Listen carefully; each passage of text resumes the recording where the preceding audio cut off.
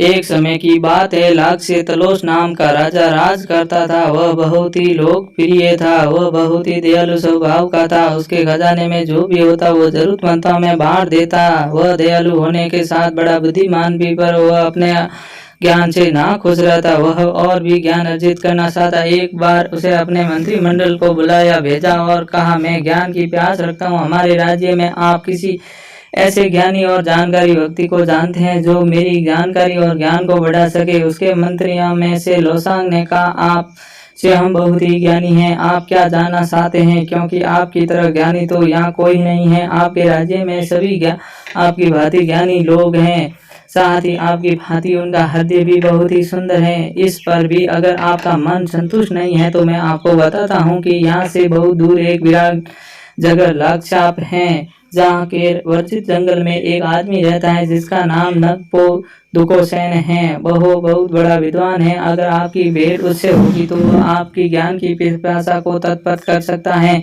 अपने मंत्री से यह सुनकर राजा बड़ा खुश हुआ। उसने अपने को सामान्य वेशभूषा में तैयार किया, उस गुरु के लिए सोने का छोटा सा टुकड़ा लिया और जंगल की तरफ बढ़ जा। पूरे जंगल में राजा ने उस विद्वान की तलाश की। अंत में राजा की उस आदमी से भेंट हुई। राजा ने देखा उसने सिर्फ एक अपने कमर के निचले वाले वस्त्र ही पहना है। राजा को वह एक कसाई जैसा दिखा। राजा को जो सोना अपने साथ लाया था उसे उस आदमी को देना चाहा और कहा, मेरे ऊपर कृपा करो और मैं अपना ज्ञान दो, मैं बदले में तुम्हें सोना दूंगा। जबकि नगपों को लगा वह अपने वादे पर अडिग नहीं रहेगा। सोने का लोभ दिखाकर वो उससे उसका ज्ञान छीन लेगा, इसलिए उसने उसे वहीं मार देने का निर्णय लिया। तब नागपो ने राजा से कहा, अगर तुम वाकई ज्ञान प्राप्त करने की चाह रखते हो तो तुम्हें साबित करना होगा। उसके लिए तुम्हें उस छोटी सी कूदना होगा। राजा ने सोचा, मेरे ज्ञान प्राप्त करने से पहले मैं छोटी सी कूदूंगा तो मैं अवश्य मर जाऊंगा, जबकि ज्ञान अर्जन के बाद मरता हूं तो उसे किसी की तरह का पछतावा नहीं होगा, क्योंकि यही ज्ञान उसकी अगले जन्म में सहायता करेगा।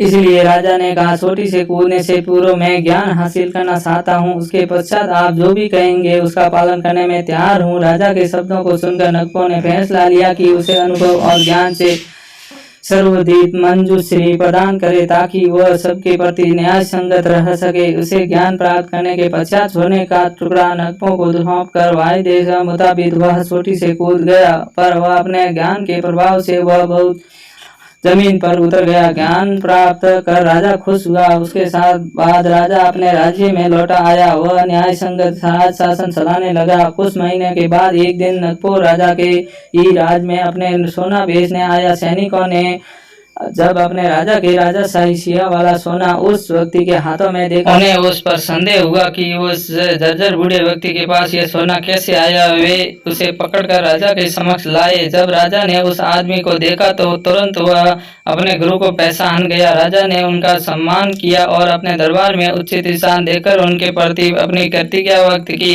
अपने गुरु से प्राप्त ज्ञान के आधार पर राजा न्यायिक शासक बनकर प्रजा के हित में शासन करने लगा था।